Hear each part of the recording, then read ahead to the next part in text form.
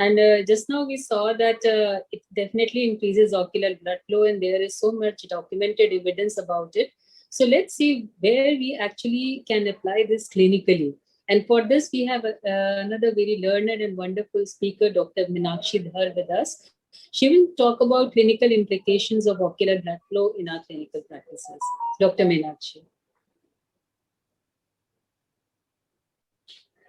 Thank you, Dr. Shalini, for making me a part of this August gathering. And it's interesting to unravel this Pandora's box, which seems to be getting new and new insight every day. And I've been fortunate, along with Dr. Murli as well, that Dr. Sai had actually come to our place and taught us the radiologists, as to how to use the ocular blood flow.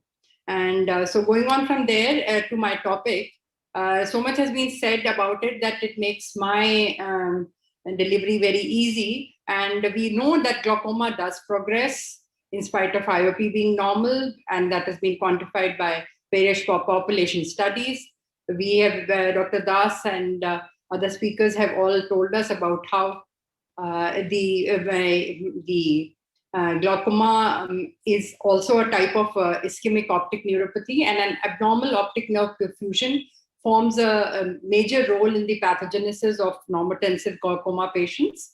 And incidentally, in various populations across our country, 20 to 60% of the POAG patients could be normotensive. Also, it has been substantiated by other studies that lower retrobulbar velocities and higher ocular venous pulsations in patients with glaucoma do occur. So this Dr. Kirti has already alluded to, but as far as ocular blood flow is concerned, it's the reduction, it's the fluctuation, instability, as well as the dysregulation that leads to the problem. We know that ocular blood flow decreases in glaucoma. It is the non-IOP related risk factor for progression, and decreased OBF of the optic nerve head is associated with glaucoma progression.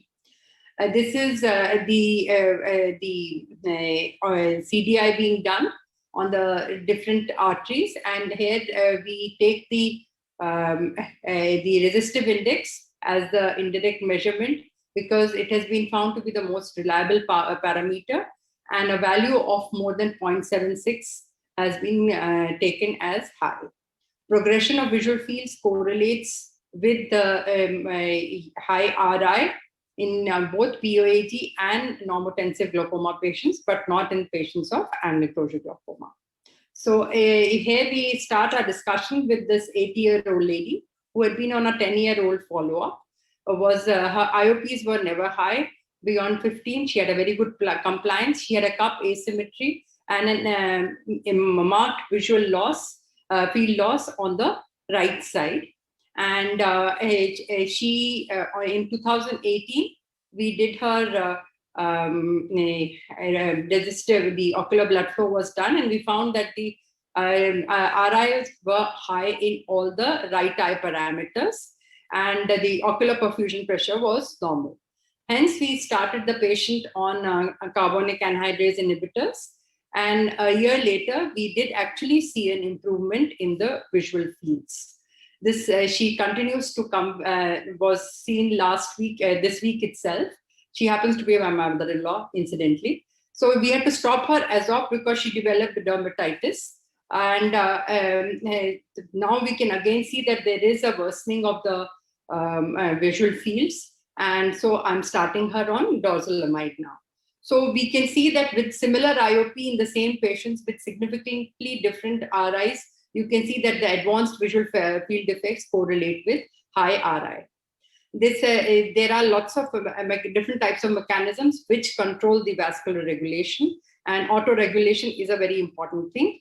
But going beyond this, if we see that the anti-glaucoma medications, as per literature, different medications have increased the ocular blood flow, which includes levobrinolol, vitoxalol, brimonidine, latanoprost, and acetazolamide, apart from the topical CAIs. Also, vitoxalol and cartilol and latanoprost and bimatoprost decrease the resistance of blood vessels. And the acetazolamide and uniprostone have anti-endothelial 1 effects. Two drugs that have not had a positive effect on this is, one is that timolol does not affect ocular blood flow, and apraclonidine has a deleterious effect on the retrobulbar circulation. In a nutshell, the prostaglandin analogs, they increase the OPP and they increase the pulsatile ocular blood flow, and hence can improve the blood flow.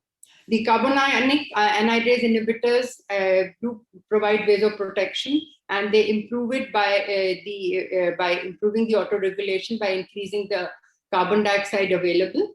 And the dorzolamide inhibits the carbonic anhydrase isocyanates 4, and this increases the vascularity of the choriocapillaris and the RPE.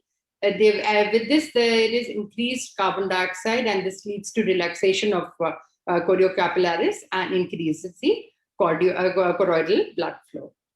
There are multiple number of studies and meta-analysis which Dr. Murli had also shared, which find that there is, with CAIs, there is increased OBF velocities and reduced vascular resistance.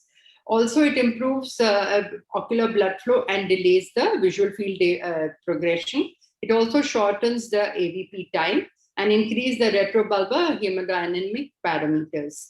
In a comparison between dorzolamide and brinzolamide, there are more studies on dorzolamide, but both do increase the blood flow in CRA and short posterior ciliary arteries. And dorzolamide is 5 times more affinity for the carbonic anhydrase 4. But the brinzolamide seems to improve retinal blood flow in the peripapillary retina, and it is more efficacious than dorzolamide as per one study.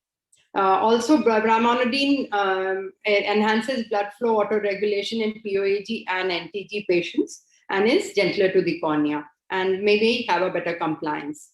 So coming to systemic drugs, which is all there to note is that ocular blood flow is improved with trandropril, dipyrimidol, ginkgo biloba, and magnesium. What they play in, what role they play is yet to be seen. We conducted this study in glaucoma patients with open angles, and incidentally, this had won an award for the best poster in 2019. We included patients at the AIOC. Patients with 4 or more visual fields were included, and they were divided into patients with no visual field progression and those with visual field progression. OBF parameters were calculated for each patient. Visual field progressors with normal IOP showing high RI on OBF were put on topical carbonic anhydrase inhibitors, either dorzolamide TDS or brinzolamide, and they were followed up for a minimum of 6 months to see if progression halted. It was also done, and correlation between the two was found. Our results showed more than 50% patients had high resistive index, and there was visual field progression seen. 4 eyes with normal IOP on topical CAIs not only halted VF progression but showed improvement. This is one such case who is a one-eyed patient, and he showed improvement. Another patient with asymmetric cupping and asymmetric involvement had higher RIs in the eye, which had more progression. And this is another patient. So Flemmer syndrome, Dr. Kirti has already alluded to. I would like to say that POAG is associated with an alteration in factors related to OBF and a breakdown of autoregulation. And when progression occurs in spite of controlled IOP, vascular factors should be emphasized upon. We should do a Doppler, and if RI is high, treatment should be modified to include the CAIs. Because increase in OBF has a potential, half a minute, glaucoma medication should also be evaluated on the ability to increase OPP and blood flow. To summarize, OBF and OPP have a role in etiopathogenesis and progression of glaucoma. OBF is reduced in all the retrobulbar, ONH, and choroidal circulations. Vascular deficits may be one of the first manifestations of glaucoma, in fact. And although conceptually well established, we need to do a lot more. And in future, maybe we'll have a normative database like Dr. Bulli has provided, and we may get new modifiable risk factors. And maybe things like even statins may improve not only other parts of systemic improvement, but may improve endothelial cell dysfunction and may be useful in glaucoma. Decreased OPF may be both the cause and the result of glaucoma, glaucomatous optic neuropathy, and it is yet to be seen. Thank you so much for patient hearing. Thank you so much for giving such wonderful cases where we actually can see the effect of drugs on ocular blood flow. And that means we are positive about the increase in ocular blood flow and subsequent, its effect on subsequent functional improvement.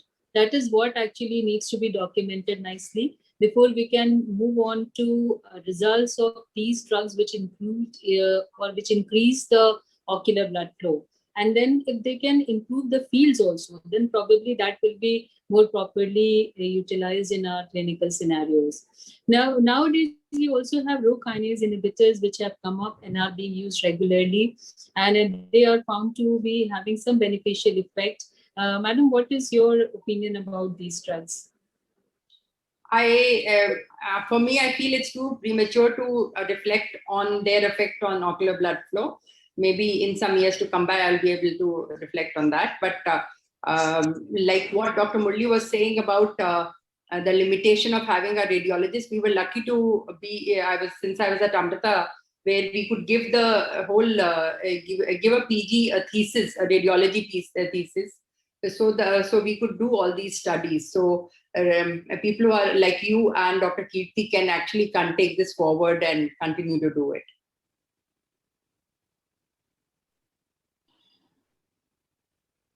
Thank you so much, madam. Anybody else would like to comment? Dr. J.C. Das, sir?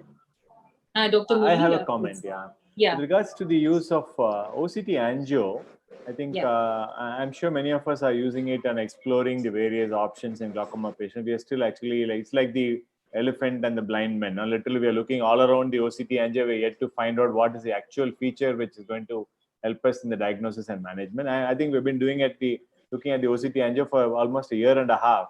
I still am yet to come to any conclusion as to where I can actually use the OCT angio either in the diagnosis or the management. And to charge the patient or not is a bigger dilemma because it becomes more expensive tests over and above our applanation, gonio, disc photos, fields, and OCT, and now the OCT angio. So the problem with the OCT angio is that we have the problem of the chicken and the egg phenomenon, in which came first.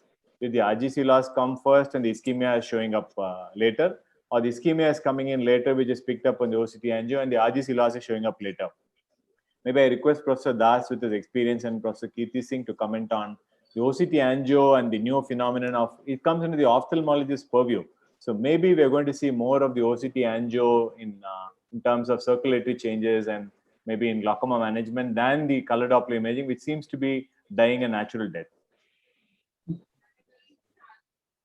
And Dr. Murli, in fact, the OCT angio is just a modality which is coming, and they are coming out with a newer software to measure the blood flow in all the layers of retina, and it is still very much premature to comment whether it will be useful in our glaucoma day-to-day practice or not. I think with the newer software they're coming out with, I think they claim that we'll have more solid information and data so that we can apply it to the daily practice. Till such time, we have to wait. The newer modality seems very promising, but we have to wait and watch. That's my take-home points. I do see a lot of our youngsters getting excited about the OCT angio and coming in and sending me reports and referrals of patients with OCT angio reports saying, convinced that this is glaucoma, this is NTG, and so on. I think it's early days, and we really have to balance between technology versus what is available evidence before we offer something unproven to the patient. I think again, I agree with that. Every machine has a honeymoon phase and it's going through that.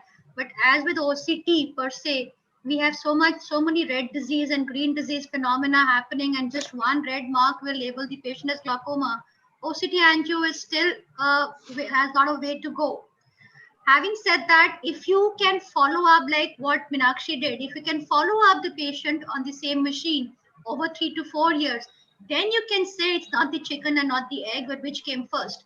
Because if you can prove that the same patient on the same machine had these parameters in 2021 and 2024, it has changed, then we may come to some conclusion, and I'm sure people are working on it.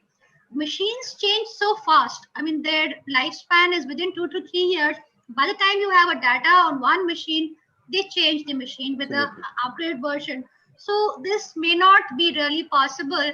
Ultimately, we have to go back to our clinical evidence, what the patient is feeling, how the patient's vision is, and we have to look at the nuances of vision. The 6/9 vision may not come back to 6/5, or 6/12 will not come back to 6/5, but the nuances, the mobility of the patient, the navigation, the contrast, that small clues may tell us that the ocular blood perfusion pressure is improving and the drug or the treatment is working.